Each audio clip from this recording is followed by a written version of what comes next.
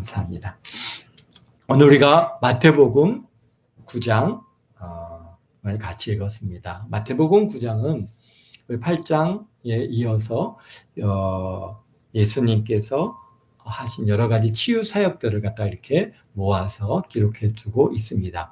이것이 지금 8장 9장이 어떤 시간적으로 이렇게 연속되어진 것이 아니라 치유 사역이라고 하는 부분들을 갖다가 이렇게 다 모아가지고 중점적으로 여기서 기록하고 있기 때문에 그 시간적인 패턴 또 시간적인 이런 그 관계는 조금 더 다른 모습을 우리가 이게 어느 것이 더 먼저일 수도 있고 아주 또 후반부에 있었던 사역이었을 수도 있고 이런 다양성을 가지고 있다는 것을 우리 아시면서 이렇게 보시면 되겠습니다. 우리 마태는 예수님을 갖다가 어떤 예수님을 지금 전하고 있습니까? 바로 왕으로 오신 예수님. 왕으로 오신 예수님을 전하는 그런 복음서입니다. 그렇기 때문에 우리가 이 성경을 갖다가 이렇게 읽어가면서 참 마태를 통해서 하나님께서 우리에게 주시고자 하는 그러한 뜻과 의미를 여기서 여기서 이런 사건들이 있었다. 이런 사건들이 있었다. 이런 하나하나의 사건들을 갖다가 우리가 그것을 의미를 찾고 거기서 무슨 뜻을 찾아 나가는 것도 중요하겠지만은 그러나 전체적으로 우리가 이게 수요 예배 때는 우리 한 장을 읽다 보니까 여기 정말 너무나 많은 메시지가 있어서 그런 것들을 다 다룰 수는 없고요. 그러나 전체적으로 이 마태는 그분이 우리에게 있어서 왕으로 오신 예수님이시다라고 하는 것을 중점적으로 그것을 표현하고 전하고자 그렇게 하고 있다라고 하는 그런 관점에서 이제 9장을 이렇게 이해해 가다 보면은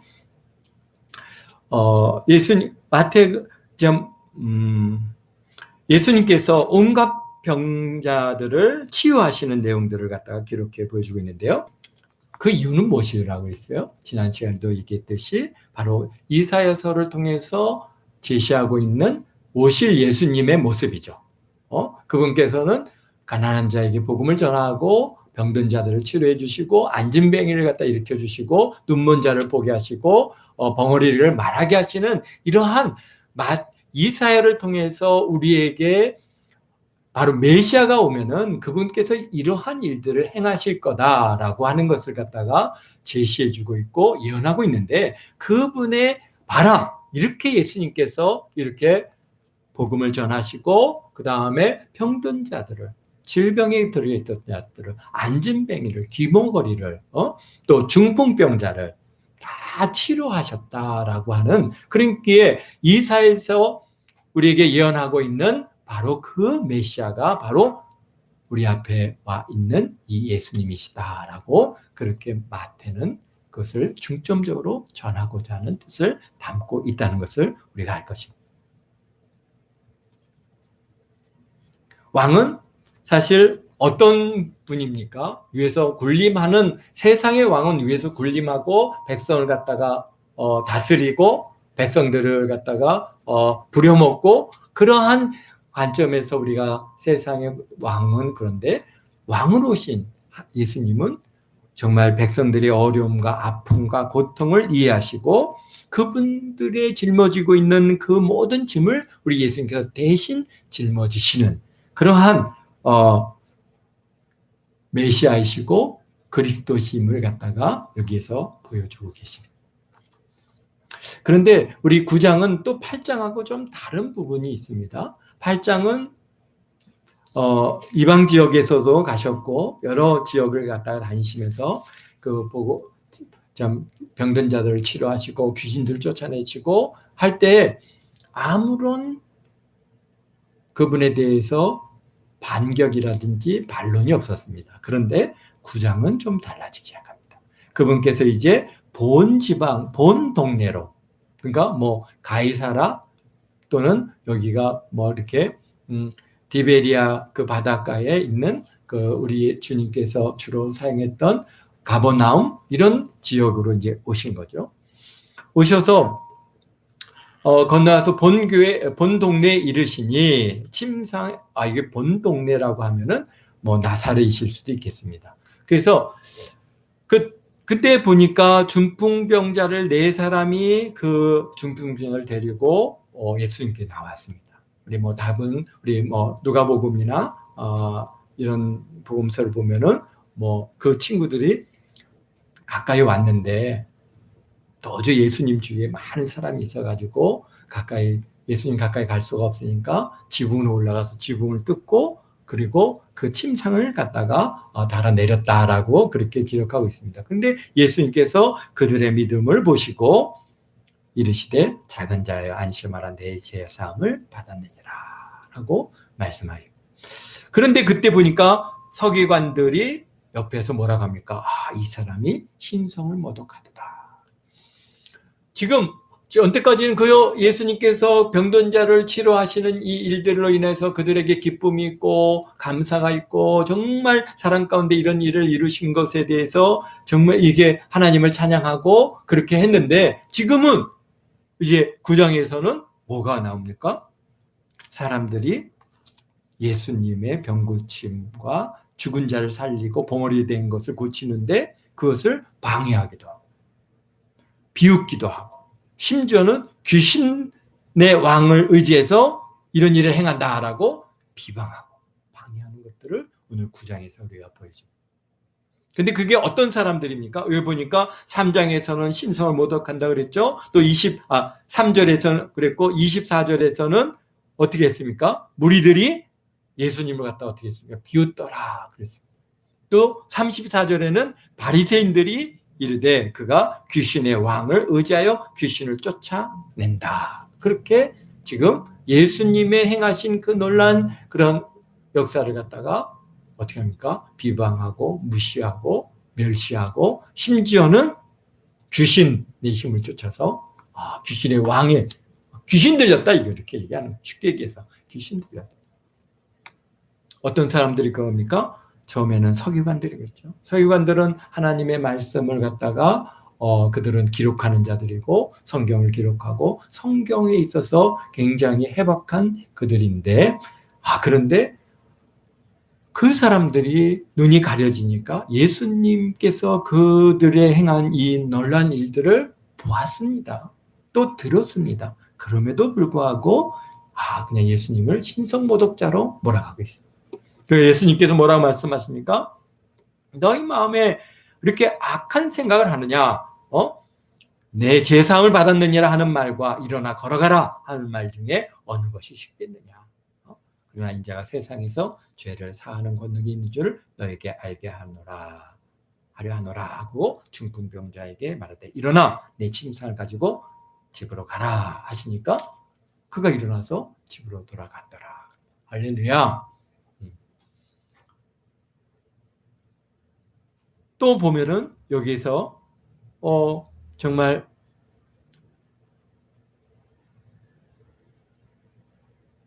한 관리가 여기 18절입니다. 한 관리가 예수님께 나와서 내 딸이 방금 죽었사오니 오셔서 그 몸에 손을 얹으소서 그러면은 살아나겠나이다.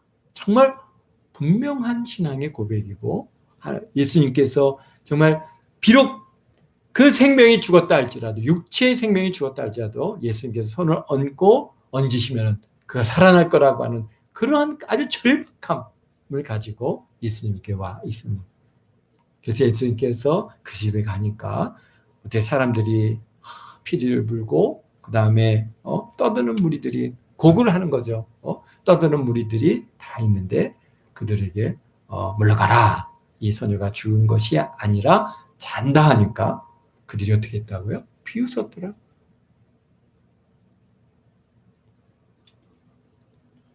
누구야? 무리들이 예수님을 비웃습니다. 또 여기 보니까 32절에는 어떻습니까?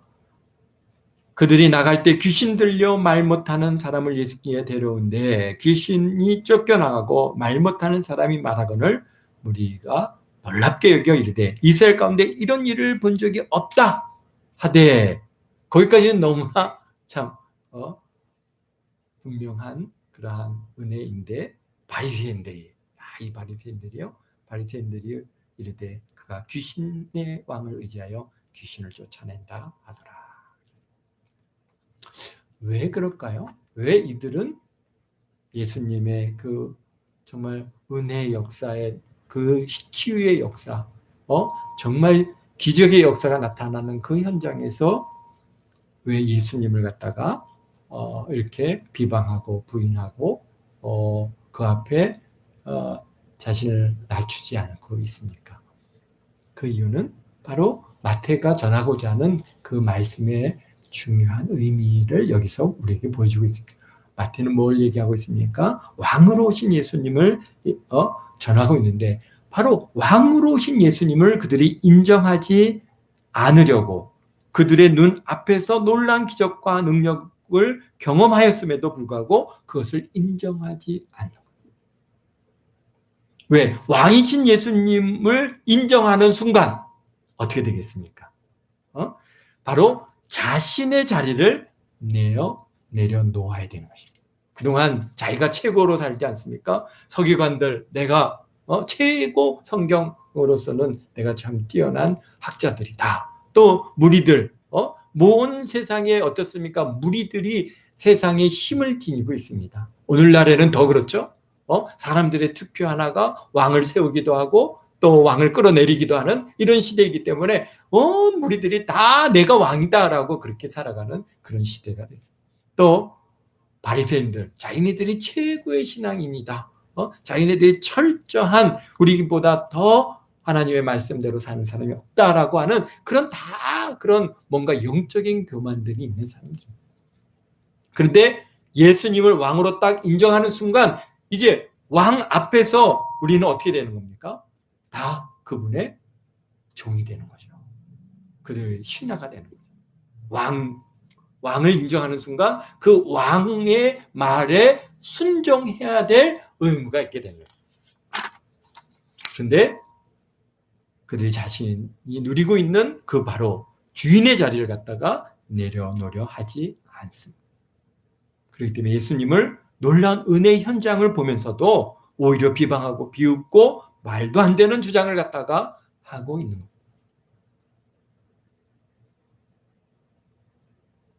그런데 뭡니까? 예수님을 왕으로, 주로 인정하지 않는 것이 뭡니까? 바로 죄. 그들이 그러한 죄를 짓고 있다고 하는 사실을 그들은 모르고 있습니다. 근데 오늘날에도 마찬가지입니다. 내가 옳고 또 자의식이 강하고 자존심이 세고 내가 최고라고 생각하면서 사는 사람들에게는 예수님을 갖다가 나의 주여, 나의 주인이십니다 라고 고백하는 것이 얼마나 어려운 일인지 모릅니다.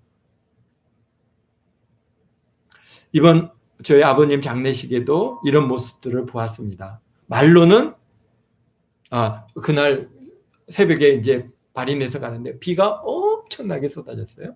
엄청나게 쏟아져서 이제 발인을 하기 전에 제가 이제 간절히 대표해서 기도를 하면서 하나님 비를 멈춰 주시옵소서. 그래서 모든 장례를 잘 진행될 수 있도록 주님 도와주시옵소서라고 기도를 했거든요. 다 들었습니다. 그런데 정말 놀라운 것은 이게 차가 출발해서 바로 앞이 안 보일 정도 비가 막 쏟아졌는데 천안을 지나서 좀 더 내려가니까 비가 이제 서서히 멈추셔. 그러더니 이제 장지에 갔을 때는 바람만 살살 불고 정말 우산도 쓸 필요가 없을 정도로 그렇게 좀 장례식을 잘 마치고 정말 좀 하나님의 은혜로 그 무더위를 피해 주시고 이렇게 했습니다. 그래서 이제 우리 형님이 하는 얘기가 야 우리 김 목사가 간절히 기도하더니 기도 응답됐네. 비가 멈췄네. 막 계속 그 얘기를 갖다 몇 번을 하더라고요. 그래서 참 하나님의 은혜와 하나님 하면서도 그런데 문제는 하나님의 은혜와 역사를 인정하지 않고 또 우연히 어쩌다 보니까 그렇게 됐다라고 치부하는 사람들이 있습니다. 말로는 기도 때뿐이라고 얘기를 하는데 정말 그것이 그렇게 믿고 말하는 건지 좀 약간 좀 의심도 가는 부분들이 있습니다. 그런 믿음의 현장, 그런 역사의 현장을 경험했으면은 주님 앞에 나와야죠. 주님을 인정해야죠. 하나님을 인정해야죠. 그런데 그러지 않는 그들의 모습을 보면서 참 우리가 예수님을 믿는다는 게 얼마나 이게 정말 하나님의 은혜가 아니면 안 되는구나. 심지어는 여기서 죽은 자가 살아났어요. 중풍병자가 치료함을 받았어요. 귀신 들린 자가 정말 귀신이 쫓겨나가고 말을 했어요. 그러면은 와, 정말 이거 하나님께서 행하신 할렐루야. 하나님 영광 받으십시오. 그 일을 행하신 이는 바로 메시아시고 그리스도십니다. 나의 주여, 내가 주 앞에 범죄했으니 주여 나를 용서하여 주옵소서. 내가 그동안 주님을 인정하지 못하고 주님을 무시하고 멸시하고 교회를 핍박하고 이 모든 것들을 주님 회개하오니 용서해 주세요 라고 그렇게 철저히 자신을 낮추고 이제 주님을 내 주로 모셔드렸으니까 이제 어떻게 살아야 돼요? 주인의 뜻대로 살아야 되잖아요. 주인의 말씀대로 살아야 되고 주인의 명령대로 살아야 될 게 우리가 삶의 자세인 겁니다. 우리가 예수님을 구주로 영접하고는 내 뜻대로 살아요. 내 생각대로 살고 내 멋대로 사는 거. 그것은 사실은 종된 우리의 삶의 모습이 아닌 것이죠. 그렇기 때문에 오늘도 이렇게 열심히 나와서 또 온라인으로 함께 예배를 드리는 줄 믿습니다. 정말 하나님 앞에 예배하는 것을 목숨보다 더 귀하게 여기는 이 모든 것들은 바로 주님을, 예수님을 나의 주로 인정한 삶의 모습입니다. 그런데 여기에서 보니까 이 9장에서는 특별히 마태라고 하는 사람이 나옵니다. 9절서부터 보면은 이제 마태가 예수님을 맞이하고 만나고 그의 제자가 되는 그런 아주 과정을 아주 간략하게 여기서 기록하고 있습니다. 마태는 어떤 사람입니까? 9절에 보니까 예수께서 그곳을 떠나 지나가시다가 마태라는 사람이 세관에 앉아 있는 것을 보시고 이르시되 나를 따르라 하시죠. 예수님의 12제자의 직업이 뭘까요?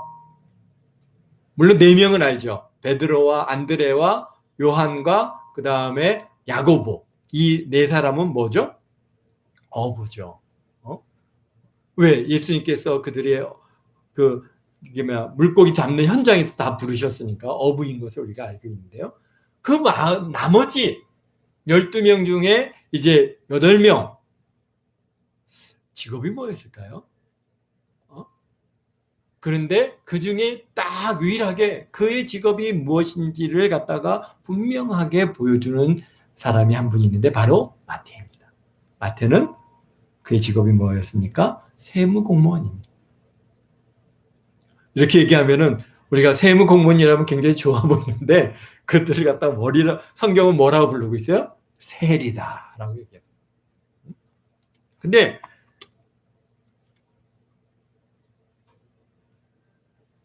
세리는 당시에 어떤 대접을 받았습니까?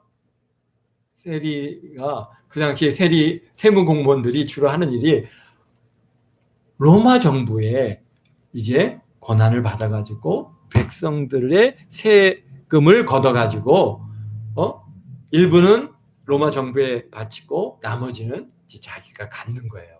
그러다 보니까 로마 정부에서 얼마의 세금을 걷어라 라고 이제 할당이 떨어지면은 그것을 갖다가 채우기만 돼요. 그리고 그러니까 이제 각 가정들 또 산업 현장들에 가갖고 그냥 세금을 때리고 세금을 거둬들이는 아주 그런 쉽게 얘기해서 유대인들에게 있어서는 그들은 정말 원수 같은 인물들이죠. 누구에게? 로마 정부에 빌붙어가지고 백성들을 가장 괴롭히는 자들이 세리입니다.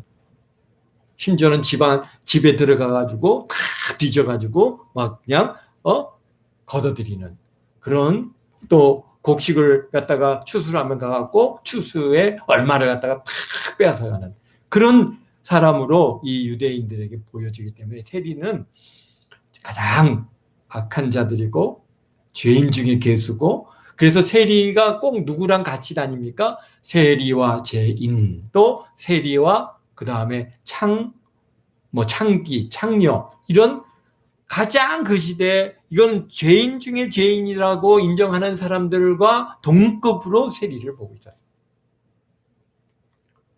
그러니까 지금 마태는 그런데 어디에 앉아 있어요? 바로 세관에 딱 앉아 있어요. 지금 세리로서의 직무를 감당하고 있습니다. 근데 예수님께서 그 앞을 지나가시다가요, 마태를 딱 보시더니 나를 따르라 그러요. 근데 이 마태에는 무슨 지파 사람입니까? 여기에는 안 나오네요. 지파가 무슨 지파냐면요, 레위 지파입니다. 누가복음이나 마가복음에 가면은 레위인이 이제 세리라고 하는 그런 이름 이제 나오는데요. 그러니까 레위 지파예요. 야, 레위 지파는 어떤 사람입니까? 하나님의 그런 성전의 일을 맡아서 해야 되고, 그리고 레위 지파에게는 분깃을 주지 않았어요. 그들은 다 어떻게 해요? 백성들로 하여금 뭘 받고 10의 1조를 받아서 그것으로 생활하고 대신 백성들한테 하나님의 말씀을 전하고 하나님의 말씀을 가르치고 그래서 그들로 하여금 하나님의 뜻대로 살아갈 수 있도록 이끌어가야 할 의무가 레위 지파들에게. 그런데 지금 그 사람이 뭐가 돼 있는 거예요? 세리가 돼 있다. 그러니까 지금 사회가 얼마나 혼탁해 있는지를 우리 여기서 보여주는데요. 그럼에도 불구하고 이 레위인 마태는 세리이면서도 정말 하나님을 향한 뭔가 간절한 소원들이 있지 않았을까. 그런데 마침 예수님께서 그 마태가 세관에 앉아 있는 것을 보시고 나를 따르라 라고 부르십니다. 근데 마태가 어떻게 합니까? 지금 세금 걷기 바쁜데 어떻게 갑니까? 좀 이따가 여기 제 일 마치고 갈게요. 그러지 않았어요. 어떡해요? 그냥 일어나 따르니라. 그렇게 굉장히 담백하게 기록하고 있어요. 지금 또한 예수님의 12 제자들 중에서 예수님을 만나는 과정을 갖다가 자기가 스스로 기록한 사람은 마태밖에 없어요. 나머지 다른 사람들은 제3자가 그것을 전해 들은 것을 그것을 기록하고 그렇게 해서 복음서에 남아있는데 마태는 유일하게 자기가 예수님께서 자기에게 와서 나를 따르라 하시니까 거기서 아멘하고 일어나 따르니라 그랬어요. 아마 마태는 그때 경험했던 이 일들 막 하고 싶은 그 사건에 대한 기쁨 이런 것들을 자세히 기록할 수도 있겠지만은 아주 담백하게 기록하겠습니다. 그냥 일어날 까닭. 그런데 그런 마태, 우리가 보면은 다른 우리 예수님의 제자라든지 많은 사람들이 어떻게 했습니까? 예수님의 그러한 설교 현장에 또는 치유의 역사의 현장에 이런 현장에 있으면서 예수님께서 나를 따르라 부르셨을 때 그들이 따라갔는데요. 마태는 세리이다 보니까 아마 그런 일들이 많지는 않았을 것 같아요. 그런데도 예수님께서 나를 보시고 따르라 부를 때 마태는 그냥 단 한마디도 거기에 토를 달지 않고 어디 일어나 따라갔어요. 우리가 정말 이런 일이 있습니다. 예수님의 만나는 과정을 갖다가 굉장히 화려하게 그때 겪었던 일들을 갖다가 굉장히 간증을 하는 우리의 간증 집회를 간혹 보는데요. 그런데 굉장히 조심해야 될 부분 중에 하나는 바로 아무리 그것이 정말 은혜가 있고 놀라운 기적을 경험하고 신비를 경험하고 여러 가지 있었다 할지라도 그러한 부르심에 대한 은혜를 경험하고 주님의 이제 자녀로서 이 길을 갈 때 완전히 변화된 모습으로 살아가느냐 이것이죠. 내가 뭘 경험했느냐, 어떤 그 경험을 갖다 막 표현했느냐, 그것보다도 더 중요한 것은 내가 그 이후에 어떤 삶을 살고 있느냐. 정말 하나님의 뜻대로 변함없이. 비록 나는 대단하게 얘기할 것들이 없지만은 그럼에도 불구하고 정말 변치 아니하고 그 주님의 뒤를 따라가고 있느냐. 아니면은 막 그랬다가 또 자기 뜻에 안 맞으면은 예수님을 은 30에 파는 가룟 유다와 같은 존재가 되어질 수 있다라고 하는 것을 우리가 굉장히 그런 것에 내 자신을 잘 돌아볼 필요가 있습니다. 마태는 어떻게 했습니까? 그런 어떤 은혜 뭐 이런 것들을 하나도 얘기하지 않고 그저 예수님 부르셔서 따라가서 그 집에서 다 식사를 대접하고 그리고 이제 세리를 다 접고 예수님의 12제자 중에 하나가 됐어요. 그리고 그 이후로 변함없이 주님을 섬기며 정말 순교 현장에 이르기까지 주님을 따르는 그런 그리고 마태복음을 기록할 정도로 그렇게 참 변함없는 하나님의 그런 예수님의 12제자 중에 하나였다는 것이죠. 우리가 예수님을 딱 만나는 과정도 중요하지만 그러나 그 만난 이후에 어떤 모습으로 살아가느냐라고 하는 것이 굉장히 중요하다고 하는 사실. 근데 그때 참 제가 참 이 마태복음 12절, 13절의 말씀을 갖다가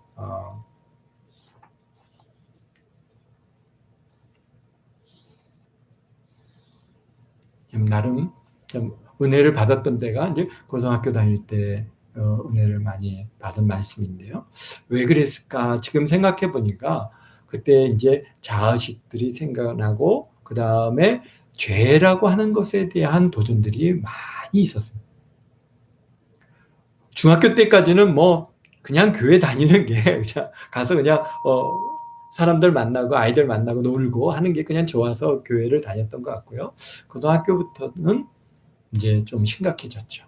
이 죄가 뭔가, 하나님은 뭔가, 그런 것에 대해서 이제 조금씩 알면서 내 안에 있는 죄를 많이 발견하는 그런 시간들이었어요. 너무 고통스럽고 힘든데 주님 앞에 나가서 어떻게 하면 좋을까? 막 이런 문제로 그냥 고민할 때 우리 마태복음 9장 12절에 이 말씀이 뭐라고 하셨어요? 건강한 자에게는 의사가 필요 없고 병든 자에게야 쓸 때가 있느니라. 그리고 또 13절 하반절에는 뭐라고 하세요?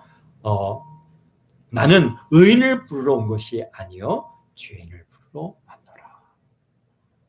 그때 그 말씀이 그냥 제게 굉장한 도전이 됐어요. 야, 주님이 죄인인 나를 부르러 오셨구나.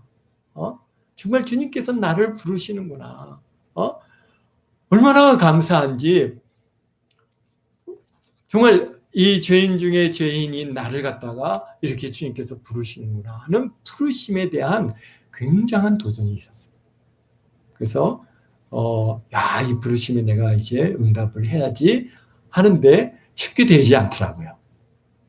그게 뭔가 주님을 개인적으로 더 깊이 만나는 과정들이 우리 하나님께서는 저에게 필요했던 것 같아요. 그래서 그 이후로 한 7년, 8년, 더 길게 보면 한 9년 정도의 시간을 가지고 계속 그렇게 죄와 그러한 좀 하나님의 은혜의 부분과 계속 그런 문제로 고민하다가 주님께서 저를 찾아와 주시고 성령으로 기름 부어 주시고 성령 충만함을 주시면서 그 이제는 세상 지난 것들을 다 버리고 정말 이제 감사함으로 기쁨으로 즐거움으로 이 길을 그 이후로 정말 마태가 예수님을 만나서 그분을 일어나 따르니라 라고 하시는 것처럼 변함없이 오늘 내까지 참 이렇게 달려올 수 있었던 것 다 하나님의 은혜고 감사가 아닐 수 없습니다.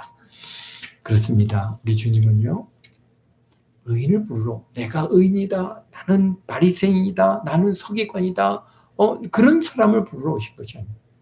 정말 내 안에서 죄를 발견하고 그 죄 문제로 인하여 고통하던 바로 세리 마태를 우리 주님께서 찾아오시고 그를 부르셔서 하나님의 귀한 자녀로 사용하신다고 하는 사실. 오늘날도 마찬가지입니다. 정말 내가 의롭다 생각하는 사람들, 우리 주님께서는 그런 사람들은 아무도 필요 없습니다. 그러나 정말 나는 죄인입니다. 라고 하는 죄의 문제로 고통하고 하나님 앞에 나와서 눈물 짓고 그런 사람을 우리 하나님께서는 내가 너를 부르러 왔다. 부르시는 그런 은혜가 있어. 그 부르심에 응답하시고 정말 주님 앞에 서는 그날까지 변함없이 살아가시는 저와 여러분 모두가 되시기를 주의 이름으로 축원드립니다. 아멘. 기도하겠습니다. 거룩하신 아버지 하나님 감사합니다. 우리 마태복음 9장을 통하여서 우리 예수님께서 이 땅에 오사 참으로 병든 자들을 치료하시고 복음을 전하시고 그래서 하나님의 나라를 확장해 가시는 이 과정 속에서 마태라고 하는 한 인물을 우리가 알게 하시니 감사합니다. 저희들도 참으로 이렇게 죄인 중에 계시고 참 이 세상으로부터 멸시를 받고 무시를 당하는 저희들이지만은 주님께서는 그런 저희들을 부르셔서 하나님의 자녀라고 하는 정말 상상할 수도 없고 꿈꿔보지도 못한 이 놀라운 은혜의 자리에 저희들을 세워주시고 참으로 아버지 하나님이여 정직케 하시고 참으로 영화롭게 하시는 이 은혜를 감사드립니다. 참으로 이 주신 은혜 우리가 주님 앞에 서는 그날까지 변치 아니하고 오직 예수, 오직 주님만을 바라보고 그분의 주인으로 모신 우리 예수님의 말씀에 순종하는 그러한 종된 자세로 잘 살다가 주님 앞에 다 서는 저희 모두가 되게 도와주옵소서. 감사합니다. 변함없는 우리 동안교회 성도들의 이 변함없음을 아시오니 저들에게 하나님께서 복을 주시고 은혜를 더하시고 영혼이 잘된 같이 범사가 잘되고 강건케 하여 주옵소서. 아버지 하나님 저들의 마음에 소원하는 것들이 다 성취되고 이루어지는 그러한 은혜가 있게 도우시니 감사합니다. 이 한 주간 또 주일날 모일 때까지 주님께서 눈동자같이 지켜주시고 저들의 필요를 풍성히 채워주시고 가장 최고의 것들로 주님께서 안겨주시고 채워주시니 감사합니다. 아버지 하나님의 무엇보다도 이 코로나 시기를 보낼 때 아버지 하나님의 어떠한 질병의 새로도 틈타지 못하도록 천군 천사로 지켜주시고 모든 불말과 불병거를 함께 해주셔서 아버지 참으로 질병의 세력이 이 바이러스가 한 길로 갔다가 7길로 쫓겨가는 역사 있게 도와주옵소서. 감사와 영광을 주 앞에 드리오며 예수님의 이름으로 기도드리옵나이다. 아멘.